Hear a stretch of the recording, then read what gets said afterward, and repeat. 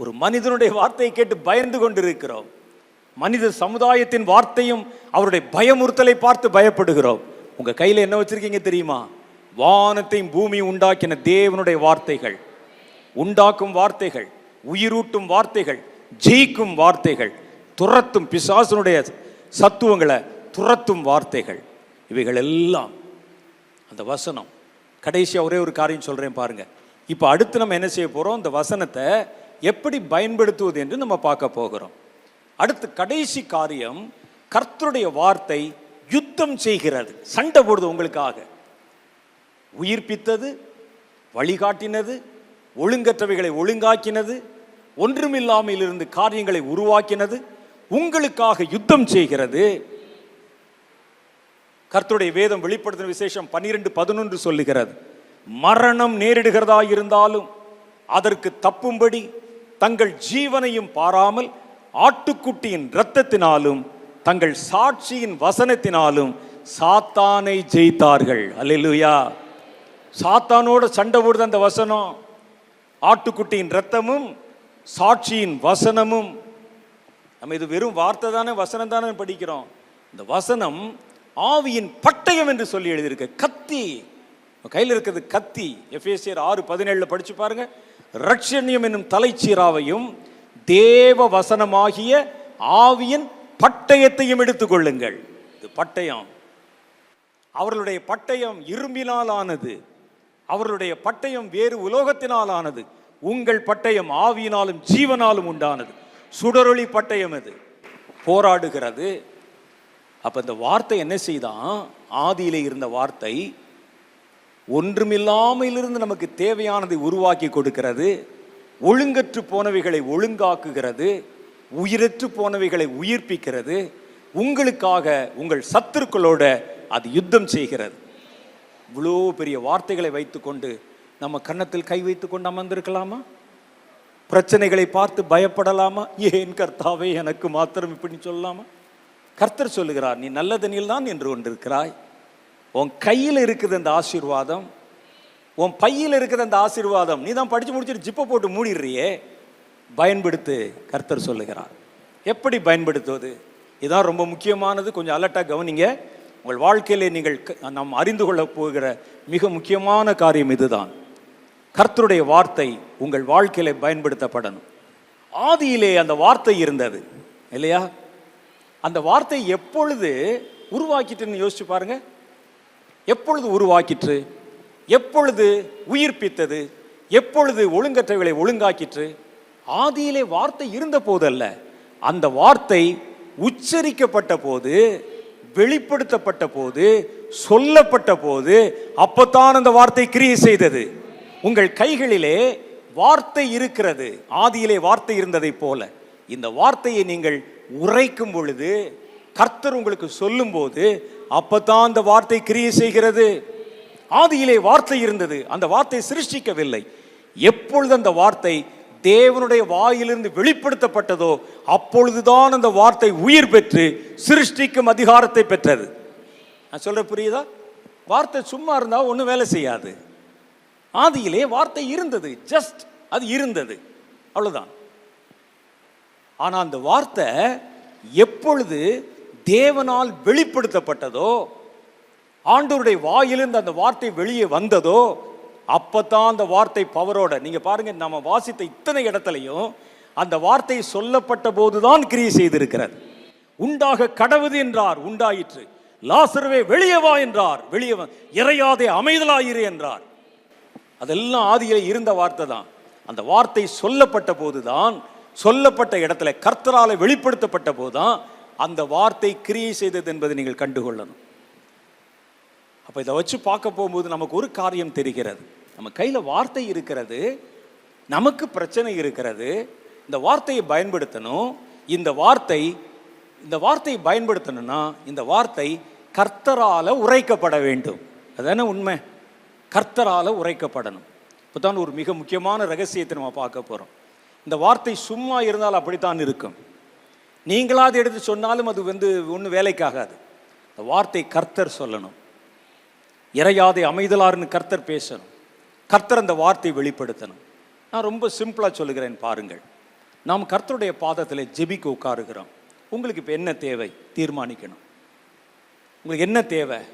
என் வாழ்க்கையில் இதெல்லாம் இல்லை ஆண்டவரே, எனக்கு இந்த காரியங்கள் நியாயமானவைகள் எனக்கு உருவாக்கி தாரும், எனக்கு உருவாக்கி தாரும். ஒரு பிறவி குருடன் இருந்தான், அவனுக்கு கண்ணே இல்லை, பிறவியிலேருந்தே கண் இல்லை. கர்த்தர் ஒன்றுமில்லாமையிலிருந்து அவனுக்கு 2 கண்களை புதிதாய் உருவாக்கி கொடுத்தார். என் வாழ்க்கையில் இதெல்லாம் இல்லவே இல்லை ஆண்டவரே, எனக்கு அதை சிருஷ்டித்து தாரும். உங்களுக்கு என்ன வேணும் அதை முதல்ல தீர்மானிங்க. ஃபர்ஸ்ட், ஆண்டவரே என் வாழ்க்கை கோணல் உள்ளவளா இருக்கிறது, என் பிள்ளை கோணலா இருக்கிறான், என் புருஷன் கோணலா இருக்கிறான், அவருடைய வாழ்க்கை முழுவதும் கோணலாக இருக்கிறது, யார் சொல்லியும் திருந்தவில்லை, இனி என் வாழ்க்கை அவ்வளவுதான் என்று நம்பிக்கையற்று போயிருக்கிறேன். அதை செவ்வையாக்கும் ஆண்டவரே, உங்க வார்த்தையினால முடியும். ஒரு வார்த்தை சொல்லும் ஆண்டவரே. அதை யார் சொல்லணும்? கர்த்தர் சொல்லணும். அப்ப நம்ம உங்களுக்கு என்ன வேண்டும் என்பதை முதல்ல தீர்மானிங்கள். அதை உங்கள் தேவனுக்கு தெரியப்படுத்துங்கள்.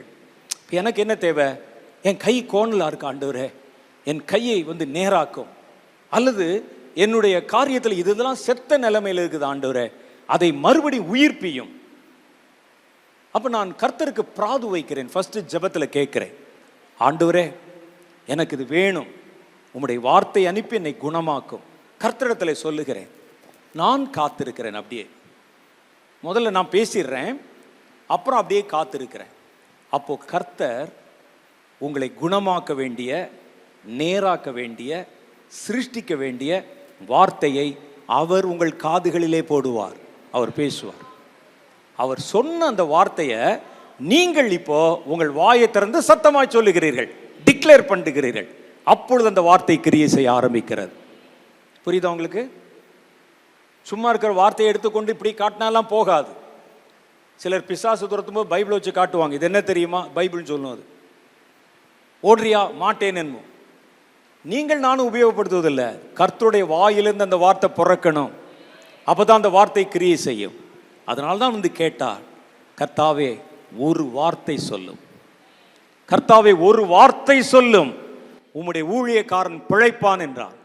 நீங்க ஆண்டவர்கிட்ட கேட்கணும், ஒரு வார்த்தை என்னை பிழைப்பூட்டுகிற, என்னில் உருவாக்குகிற, ஒழுங்கற்றவைகளை ஒழுங்காக்குகிற, கோணலானவைகளை சமன் செய்கிற, மரித்தவைகளை உயிரோடு எழுப்புகிற, எனக்காக யுத்தம் செய்கிற உம்முடைய வார்த்தையை எனக்காக ஒரு வார்த்தை வெளிப்படுத்தும். ஒரு வார்த்தை சொல்லும் கர்த்தாவே, உம்முடைய ஊழியக்காரன் பிழைப்பான், உம்முடைய வேலைக்காரன் பிழைப்பான்.